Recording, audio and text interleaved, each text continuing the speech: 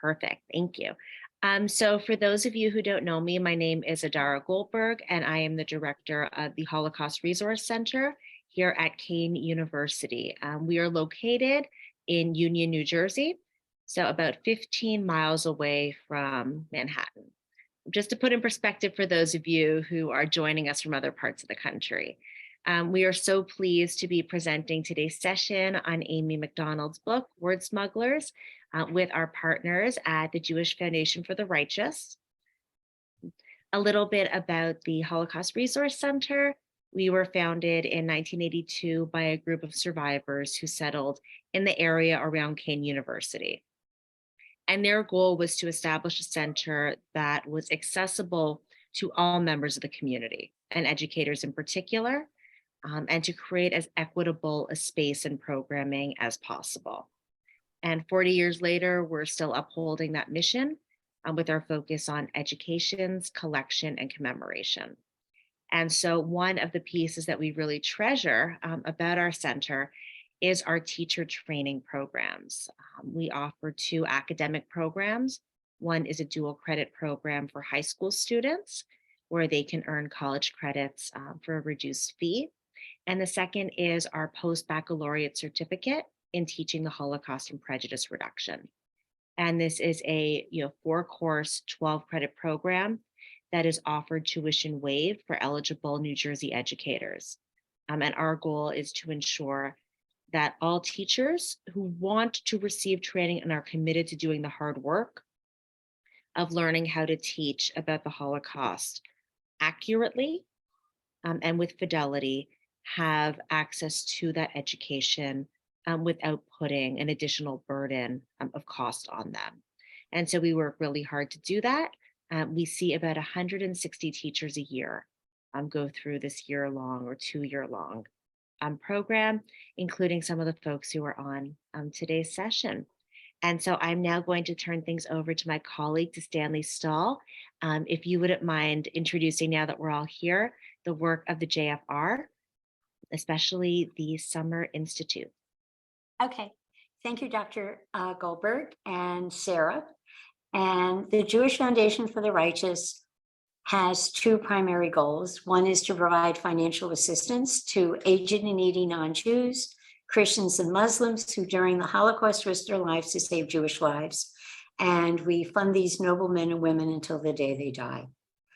And our other program is our National Holocaust Teacher Education Program. We primarily work with teachers at the middle and high school level, and English, ELA, social studies teachers. In parochial schools, we will work with teachers of religion and theology. Our main program is the Summer Institute for Teachers, which used to be at Columbia University until COVID, and they have totally changed. So we meet at the Hilton Newark Airport.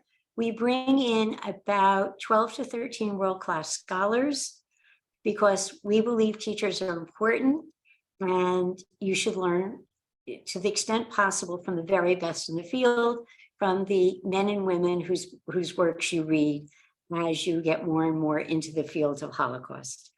And our program is held the last week in June, and Kean University, the Holocaust Center that Dr. Goldberg runs, is one of our centers of excellence, and they are able to nominate 2 teachers each year to attend, and they have nominated 2 wonderful teachers. And once you become when you come to the Summer Institute, you're a learner fellow, and then you can attend our other programs, our advanced seminar, and our European study program, which I was talking about at the beginning of the call. Wonderful. And I'll put our website in the chat if Sarah didn't do it already, and I will do it right now. I will put my name, and if you need anything, we are available. Oops, I clicked too soon. My bad. And that's it. So I turn this back over to Dr. Goldberg and Sarah. Thank you, Stanley.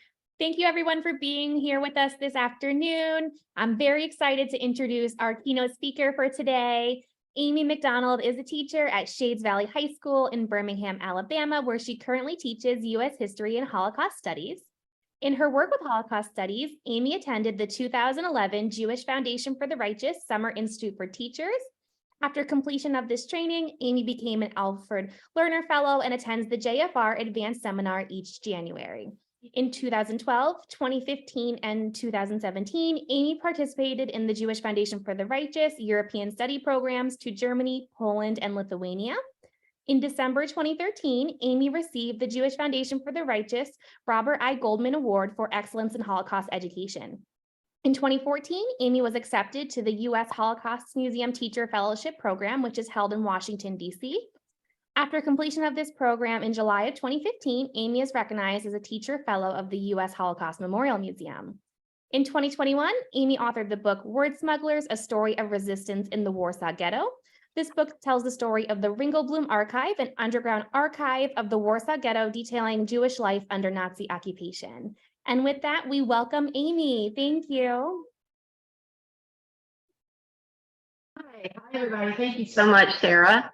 And I'm just really excited to be here. So yes, I'm coming to you from Birmingham, Alabama.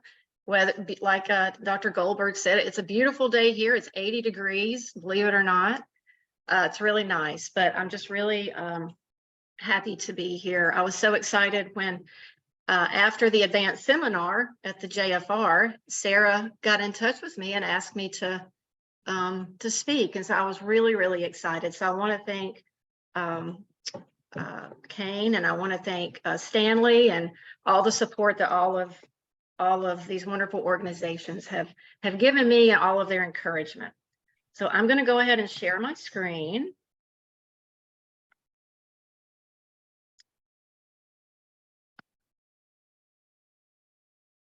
Get back up here. Okay, so this, I will put this back up again at the end in case anybody needs my contact info. I would always love feedback if there's anything that I can, help you with, if there, anything that students have questions about or you have questions about, I'm always available. So the way this all started, I first learned about the story about the Ringelblum Archive from Holocaust historian Sam Kassow. And Professor Kassow he's currently a professor at Trinity College in Hartford, Connecticut. And his book, Who Will Write Our History, was made into an award-winning film, which came out in 2019. And I've heard Sam speak several times at the JFR, in the Summer Institute, at the advanced seminars. He was our scholar one summer on the trip to Poland and Lithuania, and he is just an amazing scholar. And I heard him speak at the JFR Advanced Seminar in 2019, and I started thinking about this story about the Warsaw Ghetto, and this story about the Ringelblum Archive. And I started thinking about, how could I make this more accessible, especially as a teacher, to my students? And I wanted to focus on a few specific characters and highlight their role in this type of resistance, not armed resistance, but spiritual, cultural, and personal resistance. And when I asked Sam about this, and I emailed him after the advanced seminar, and he was just right on board. And I have to say, I was just so touched that for 2 years, from 2019 to 21, he was just so available to help me throughout the process. He read the manuscript, and he made edits, and he gave me insight, and he's just a wonderful person. And I was really honored and touched that he took the time to do this with me. And he wrote the foreword to the book, and that in itself was a really, really, really amazing honor, and something that I'm really proud of. Now, I don't know about you, but when it comes to my students, when they think about Jewish resistance during the Holocaust, the first thing that comes to their mind when they think about resistance is armed resistance, physical armed fighting resistance. So the fact that resistance does not always involve the use of armed weapons or is not always armed resistance, it's really important to emphasize with students. And a common question with me, as I'm sure it is with a lot of you, is why didn't the Jews resist? Why didn't they fight back? Why didn't they do something? And one thing that I always am sure to have major conversations about is they did. You know, the real question should be, how was it in the face of starvation and persecution and degradation, how was it possible for them to resist as much as they even did? So in ghettos and camps all throughout German occupied territory, Jews engaged in many forms of unarmed resistance. And if you ask yourself, okay, well, what is spiritual or cultural resistance? It's when individuals and groups, they attempt to maintain their way of life, their customs, their dignity, their humanity in the face of persecution and constant fear. And throughout occupied Europe, throughout occupied Poland, there were hundreds of clandestine, I'm going to give some examples here, hundreds of clandestine schools and classes inside ghettos. And before I begin talking about the Warsaw Ghetto in particular, I'm going to highlight a couple of examples in other ghettos. And I have found the things that speak the most to me when teaching about the Holocaust. Yes, I'm a history teacher. I have to teach the historical context. I have to teach the facts. I have to make sure students understand the hows and whys. But I'm always really touched by stories, by personal, individual stories. So there's a story about these secret schools and classes. And in the Vilna ghetto, 15-year-old Jitsak Rudashevsky wrote in his journal, he said, "Finally, I have lived to see the day. Today we go to school." And he wrote about language and history and science classes. And he wrote about a youth club that had poetry circles and puppet shows and recitals. There are stories about smuggled books and secret underground libraries in numerous ghettos. And these secret libraries had thousands of volumes and served thousands of readers. In the Vilna ghetto, there was a huge celebration was held when the 100,000th book was collected and circulated. There were individuals and groups in ghettos that had secret archives. They wrote, they collected, they stored reports. There were secret archives in the Lodz, Vilna, and Bialystok ghettos. And the best known of these secret archives was the Ringelblum archive in the Warsaw Ghetto. And that's what I'll be talking a lot more about in a few minutes. The Germans forbade synagogues and religious services and prayer gatherings in most ghettos. So Jews prayed and held ceremonies in secret. There's a story about in the Vilna ghetto, Kalman Farber and his wife, Zipporah, even after the deportation and murder of their 3-year-old daughter, they regularly set up secret prayer meetings and they observed the high holidays. Before Yom Kippur, Farber would not eat the soup that had been prepared for the workers because it wasn't kosher. On the miles journey back from the work site to the camp, he refused to ride in the truck because he didn't want to be riding when the holiday started. And he was not alone.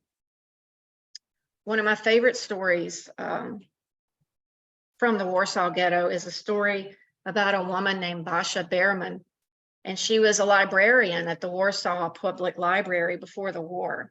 And in the ghetto, she focused on secret libraries for children, especially refugee children, these children that were coming in from outlying areas into the city, and literally their families had nothing. They were destitute. And Rachel Auerbach wrote about Basha, who carried a briefcase of books with her and provided homeless children with books from her wandering library. So these are just a few of, just thousands and thousands and thousands of examples of cultural, spiritual, personal resistance. So to get to the story about word smugglers and about the Ringelblum archive. So this story is going to begin with the German invasion of Poland, September 1939, which starts World War II, the massive bombing of the city of Warsaw, German occupation of Warsaw, and the eventual creation of the Warsaw Ghetto in 1940. So on September 6th, the German tanks had reached Warsaw, but the city held. And it was then that the German Luftwaffe started just constant aerial bombardment of the city. A week later, on September 13th, first day of the Jewish New Year, the Luftwaffe specifically targeted Jewish sections of the city. By the third week, Warsaw is holding, Poland is fighting. By the third week, the Germans had cut the water supply and the gas line. The city was literally on fire. The dead were piled up in the streets. Civilians were huddling in basements and stairwells and air raid shelters, forming bucket brigades. And by September 25th, the Luftwaffe bombed Warsaw from early morning until nightfall, round the clock. By September 28th, the siege was over. And at that point, about 25% of Warsaw's buildings were destroyed. There was no running water, no electricity or gas, and approximately 50,000 civilians had been killed or injured. And so we introduce Dr. Emanuel Ringelblum. He was a Jewish historian. He was a high school teacher, which I love. He was a writer. He was a relief worker. He was a community organizer. Before the war, he had been very active in YIVO, the Yiddish Scientific Institute, the Joint Distribution Committee, the LPZ, which was a political party.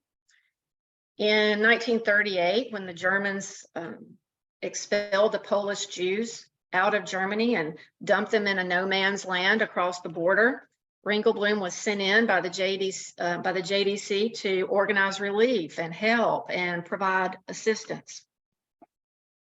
In August 39, just before the start of the war, Ringelblum was attending the 21st Zionist Congress in Geneva, Switzerland.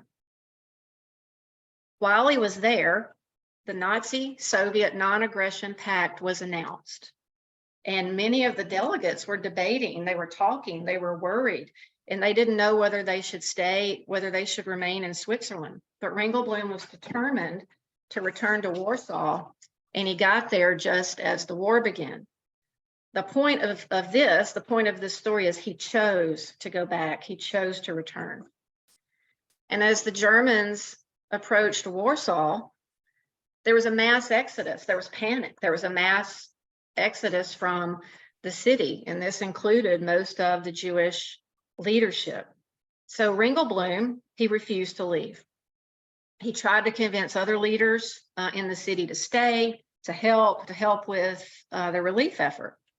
During the bombing of the city, when the city's just burning and buildings are on fire, Ringelblum was one of those on the rooftops. He was fighting fires on the apartment rooftops at night usually, and then during the day he went to his office at the JDC every single day. And he immediately begins work setting up soup kitchens and relief centers. I mean, this is what he already had such a huge background in. And he was organizing for relief for bombed out residents from apartment buildings and refugee families who were streaming into the city. So Ringelblum begins keeping a journal in January of 1940. He referred to it as, he didn't call it a diary, he referred to this as his notes. So when the Germans occupy Warsaw, Poles and Jews alike immediately feel the terror of this German occupation. There are massive food shortages, the executions of the Polish intelligentsia. Anti-Jewish decrees went into effect almost immediately. Jews couldn't go into certain restaurants, parks, libraries. Jewish businesses were Aryanized.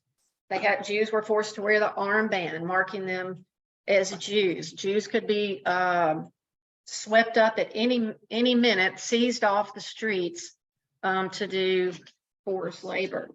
And because of the massive food shortages, there were lines. There were huge lines, people waiting in lines for bread and soup lines. And there were Polish lines and there were Jewish lines.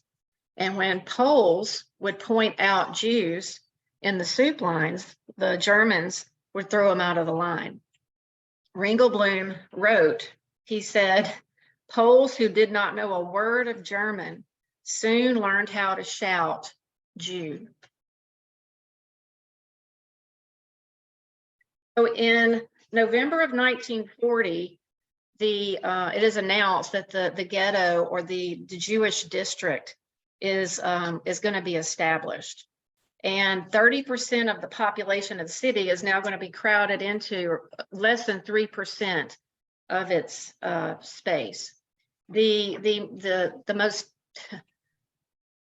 Ringelblum called this a thunderbolt when the ghetto was announced, that it was going to be a closed or a sealed ghetto, and access to the area inside would now be cut off. It would be forbidden. So any business contacts, any hopes of friends on the other side helping, any contacts with Polish friends who could help them were now cut off. Ringelblum writes about this in his notes, and he says, the Saturday the ghetto was introduced was terrible.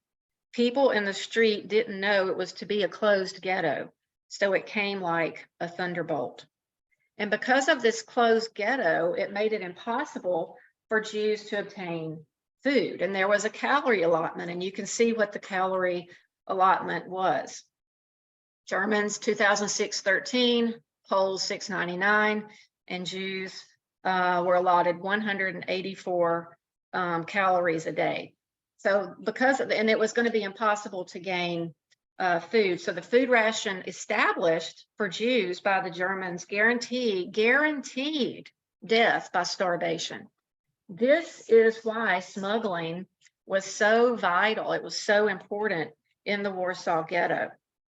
And Ringelblum writes a lot about smuggling. He says it began at the very moment that the Jewish area of residence was established. Smuggling took place through the walls, through the gates, through underground tunnels, through sewers, through houses on the border. Smuggling is something else that we could add to the list of unarmed resistance, because smuggling kept many ghetto residents alive and kept them from dying from starvation. So it's against this backdrop that in November 1940, that Emanuel Ringelblum calls a meeting. And it's after the formation of the ghetto and after the announcement that the ghetto is going to be sealed. And Ringelblum calls this secret meeting of a few dozen of his friends, his colleagues, co-workers, and he talks to them about a plan. And his plan was he wanted to organize a top secret organization to document. He's a historian. He's a writer. He wants to document what is happening daily, what is happening to Jews in the Warsaw Ghetto under Nazi occupation. And these writings would be collected, they would be hidden, and hopefully they would be used later as a historical record that would serve as evidence against the Germans. So this secret organization, this Ringelblum archive, had a code name, and the code name was the Onyx Shabbos, which meant joy of the Sabbath. And it was called this because the group met on Saturdays, the Jewish Sabbath, to avoid suspicion. And the group itself was comprised of about approximately 50 to 60 people. There was an executive committee of about 10.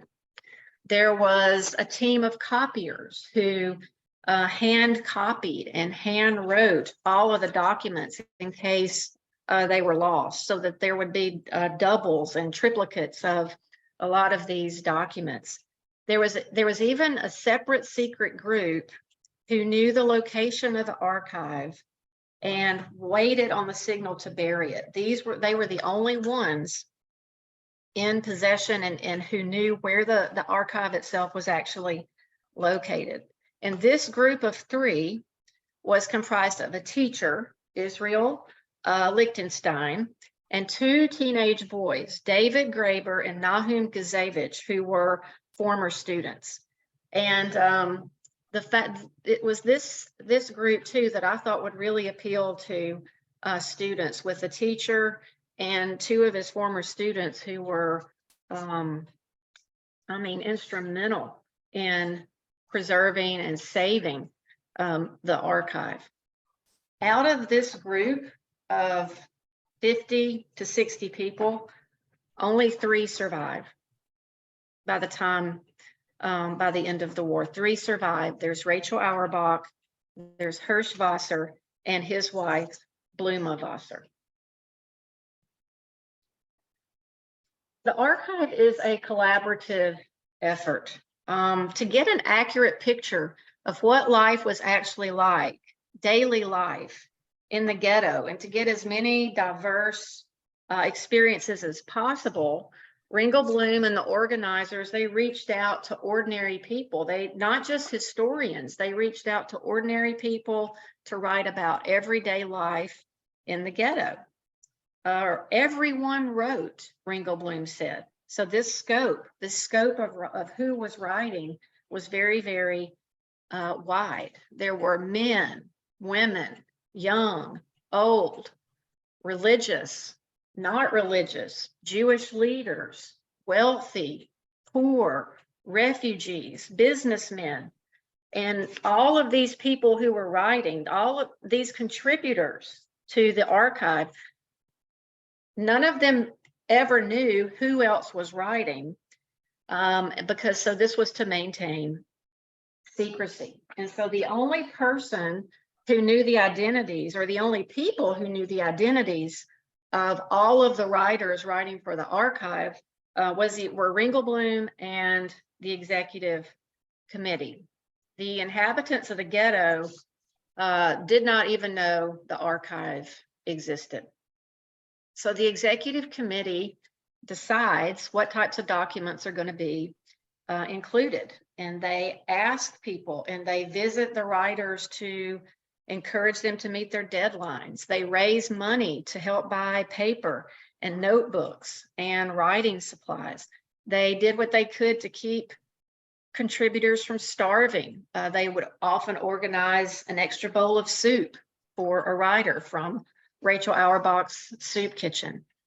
They would organize writing contests that young people would get involved in. There were medical studies done by women. It was a very, very, very wide scope of who was writing and who was contributing to this archive. And I have to say that one of my favorite parts of writing this book was learning more about Rachel Auerbach. And I had heard her name. I knew basic info, but the more I studied and the more I researched, the more rabbit holes I ended up going down. And just as a side note, Sam Cassow, I don't think it's out yet, but has spent the past couple of years translating Auerbach's writings into English. And so that translation is hopefully going to be coming out pretty soon. And I think it got to the point where I was asking him so many questions about Auerbach that he finally just sent me his translated copy of what he was working on. Over 100 pages of Auerbach's writing, which was just like this treasure trove of information. And again, I just could not thank him enough for allowing me to have access to that. And so I really learned a lot about Rachel Auerbach. So she was a writer and an editor in Warsaw before the war. She knew Ringel Bloom. She had met Ringelblum earlier through some of his work with the Jewish Distribution Committee, but she didn't know him well. They were not close friends. And when the Germans entered Warsaw, she was preparing to leave the city. She was packing. She was getting ready to leave with the thousands who were fleeing the city and was getting ready to go join her family. And she gets a message that Ringelblum was looking for her. And so she went to his office. He asked her if she would stay, and he asked her if she would open and run a soup kitchen. And she told him, she told him that she was leaving Warsaw the very next day. And he said, Ringelblum said, "We can't all run away. We need you here." And Auerbach stayed. So Ringelblum gives her the details about a soup kitchen, which would be at 40 Leszno Street. And she immediately gets to work, and she recruits a group of friends, and they start scrambling through the bombed out buildings in different parts of the city, searching for anything that could be used in a kitchen, food, plates, spoons, bowls, anything that could be used in a kitchen. So with a few notebooks, a carton of dried plums, half a sack of rice, a few packets of dried fish, this soup kitchen begins. And on the first day of when the soup kitchen opened, the soup kitchen served 50 bowls of soup.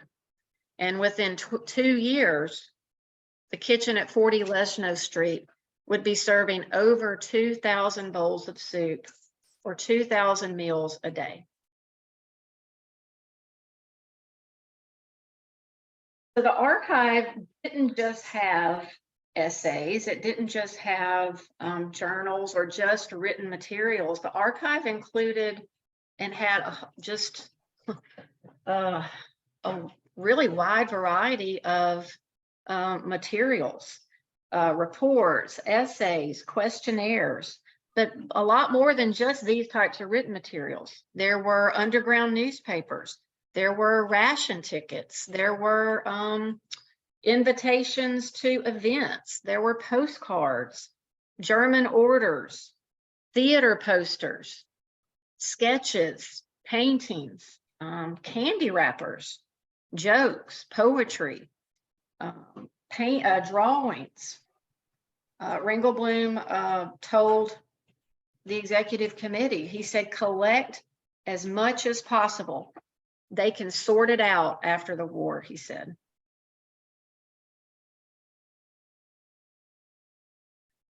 So the Great Deportation in the Warsaw Ghetto, which begins July 22nd, 1942, is a massive, devastating turning point for the Jews in the ghetto and also for the Ringelblum archive.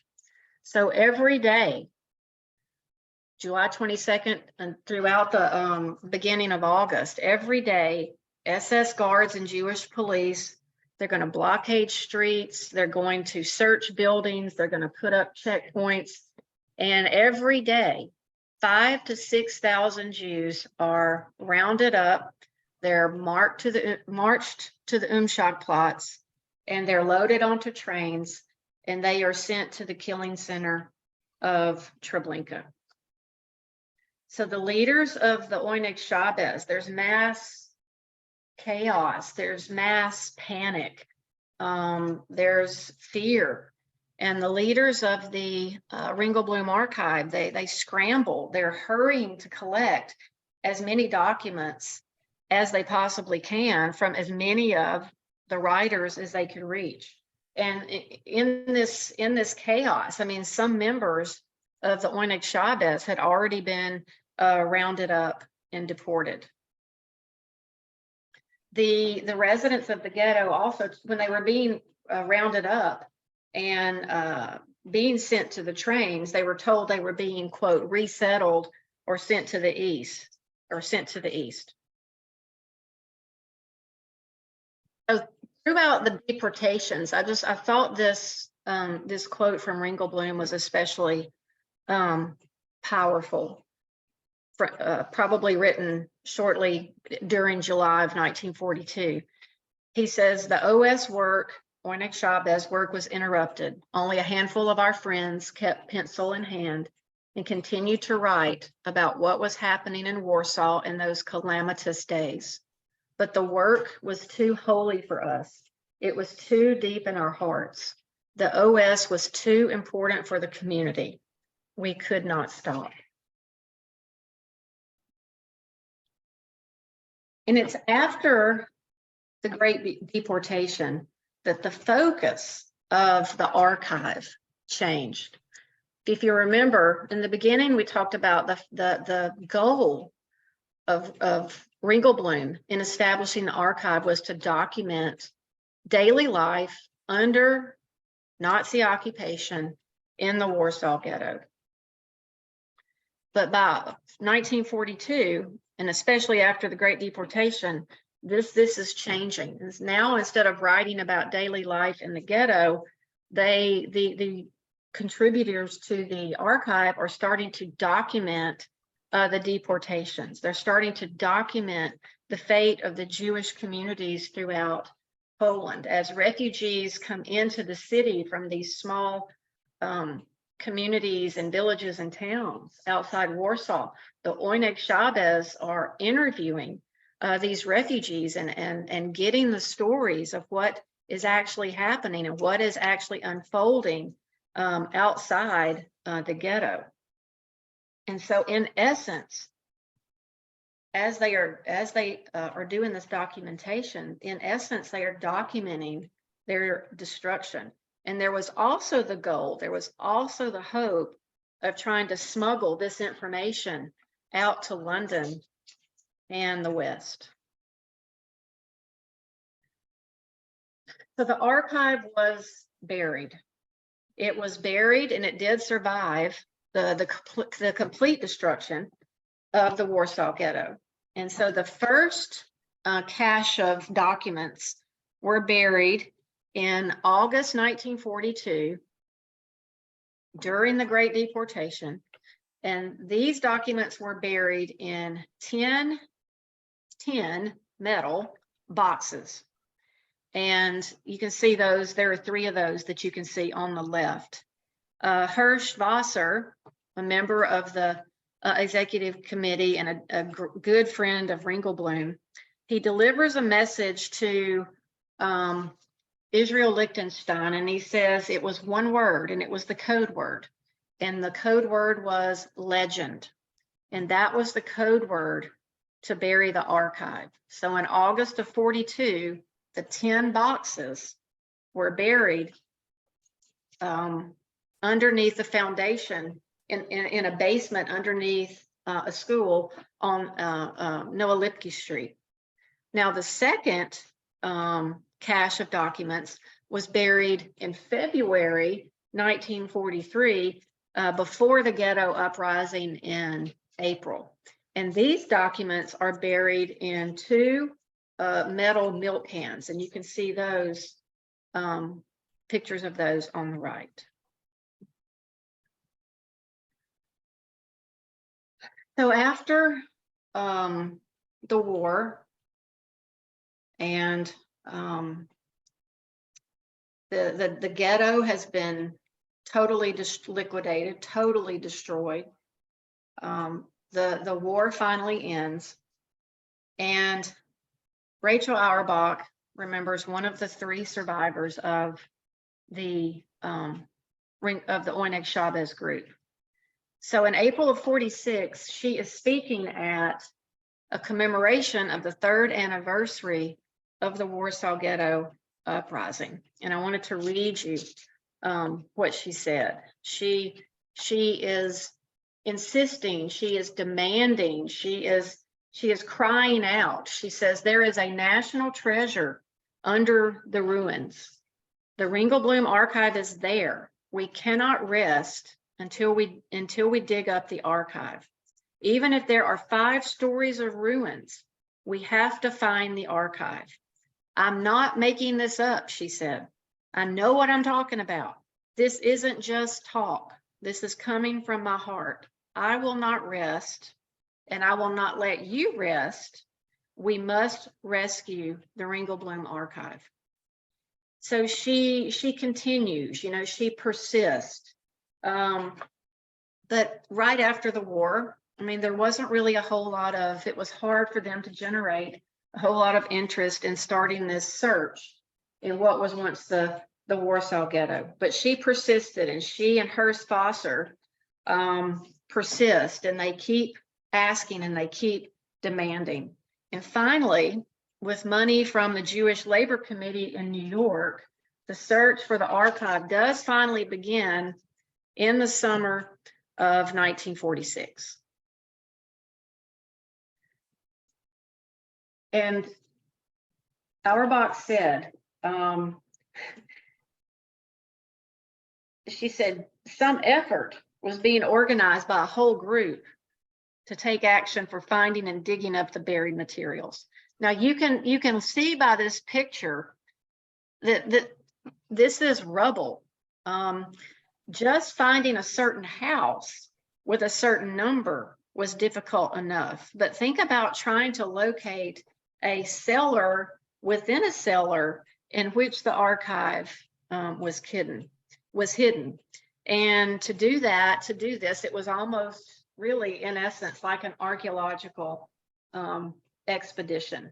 And from listening to Sam talk about this before, I mean, the way they did it is they used the location of the spire of a church, and they were able to, you know, just really slowly and methodically plot their way.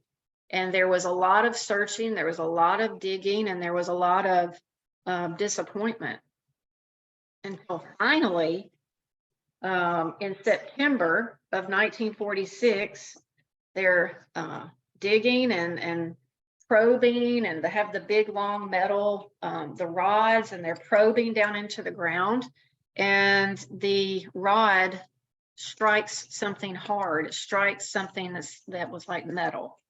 And you can see on this picture that they are in the cellar underneath this foundation.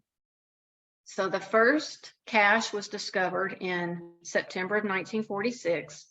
And I love this picture on the right of Rachel Auerbach and Hirschwasser while the Ringelblum archive is being brought out, while it's being unearthed. Discovered in these tin boxes were, on the top, were literally the last wills and testaments of Israel and David and Nahum. And they're just really, really moving when you read and envision them in the basement, and there's chaos outside, there are gunshots, there's fire, there's screaming, and they're scribbling on pieces of paper their last thoughts and their last wishes. And so Israel said he threw himself into collecting as much material as he could for the archive. They told me that I would be the guardian of the treasure. I hid all the materials. I hid them well. May the day come when someone will find them. I do not ask for any thanks, for any memorial, for any praise. I only wish to be remembered. I wish my wife to be remembered, Gela Sechstein. I wish my little daughter to be remembered. Marguerite is 20 months old today. Nahum says, right now, even as I'm writing, I can hear the terrible sound of shooting coming from outside. If there's any one thing I'm proud of, it's that in the very worst of the terror, I helped bury the treasure. I hid these documents so that you might know about the suffering and the killing that marked the Nazi tyranny. I am going to run to my parents and see if they are all right. I don't know what's going to happen to me. Remember, my name is Nahum Gazevich. And then David Graeber. And if you've been to the Holocaust Museum in Washington, D.C., you will see this milk jug, this milk can, as part of the permanent exhibit. And the quote is right there by the milk can. And I just think this is one of the most moving parts of this story. You know, this is written by a 19-year-old kid for the most part. And he says, I would love to see the moment in which the great treasure will be dug up and shriek to the world, proclaiming the truth, so the world may know all. May the treasure fall into good hands. May it last into better times. May it alarm and alert the world to what happened and was played out in the 20th century. We may now die in peace. We fulfilled our mission. May history attest for us.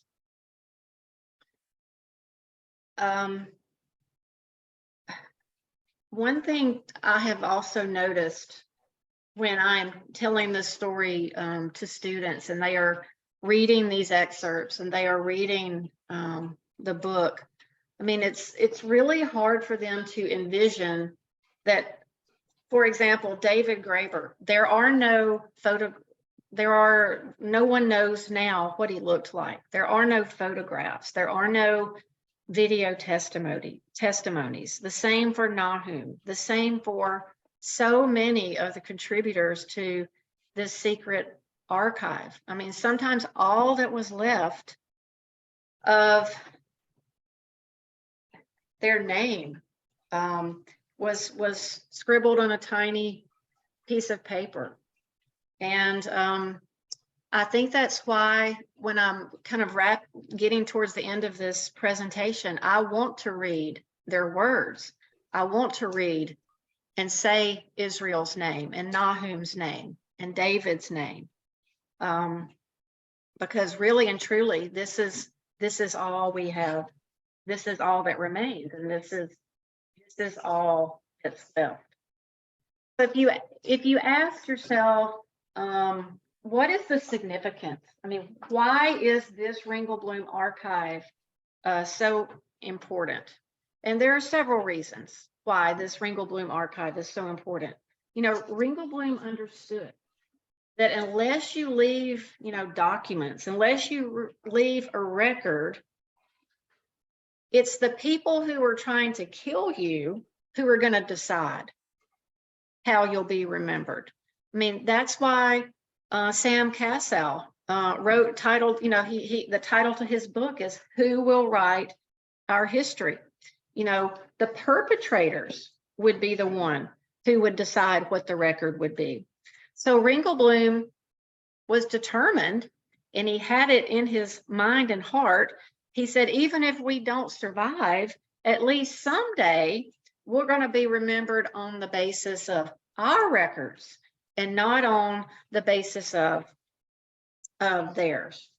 Another reason the archive is so important is if you didn't have this archive, it would be really, really difficult to write about the Jews in the Warsaw Ghetto, and except through, once again, German documents. You could write about the perpetrators. You could write about the Jews as anonymous victims. But it's because of the archive that these people, they aren't just remembered as victims. They become people. They become individuals. They have names. They have personalities. You see the links between the pre-war culture and the wartime ghetto. I mean, the Jews in the Warsaw Ghetto, through these writings and through these collections, are not just a whole mass of people, being held in this holding pen who are waiting to be killed. There's an amazing amount of personality and individuality, and that where people's hearts and minds really shine through. They have political parties. They're parts of organizations. They have hopes and aspirations, and you see ways that they're struggling to keep their dignity alive. there have been lots of books, scholarly books written about the Warsaw Ghetto, about the internal life of the ghetto, but without this archive and without this daily real-time accounting, these books would not have been able to have been written without the archive. Ringelblum, he believed really strongly that the best way to understand what was happening was to not lose sight of the identity of the victims. And that really speaks to me. And it's like I was saying earlier, about the stories of individual people. And there are so many stories that we could spend hours, talking about the personalities of these contributors to, and the things that they write about in the Warsaw Ghetto. This is the end of the presentation part. And Sarah, I didn't know if you wanted to go ahead and do like a quick question and answer before we did the teacher's guide activity, or if we should just jump straight into the teacher's guide. If you're okay with it, Amy, I think we should go right into the breakouts. Yeah. Mhm. Yeah, okay. All right. So what I'm going to do is we're going to do some breakout groups, 6. And Sarah, you're going to put people in these breakout groups, right? Yes. Okay. So I am copying the link. Everybody will have, each group will be able to, I'm going to put it in the chat.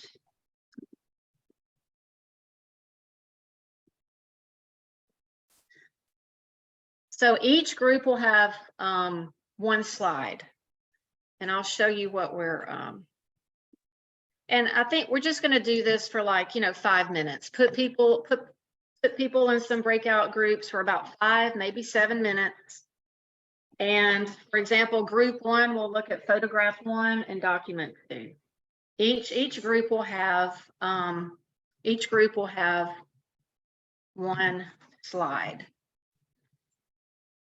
And so after 5 to 7 minutes, we'll come back, and hopefully just after a few minutes, after you've looked at the photograph and you've maybe had time to skim the document, I've also put on there, this is part of the teacher's guide, obviously. This is the 3rd activity in the teacher's guide, and all of you will get a copy of the teacher's guide, or a link to the teacher's guide after we're done. But this is the photograph document activity, and we'll just come back and maybe just share out from each group what you what I would also love is feedback on the teacher's guide. If there are things you think might work better. I've used it several times with my students, and I've tweaked it several times. So any feedback you have would be awesome. Okay. Does everyone have the link in the chat? I don't want to send us off if everyone's still trying to sign on, because we won't be able to see it. All right. Otherwise, I've put us all in our rooms. I'm going to open them now and we can get started.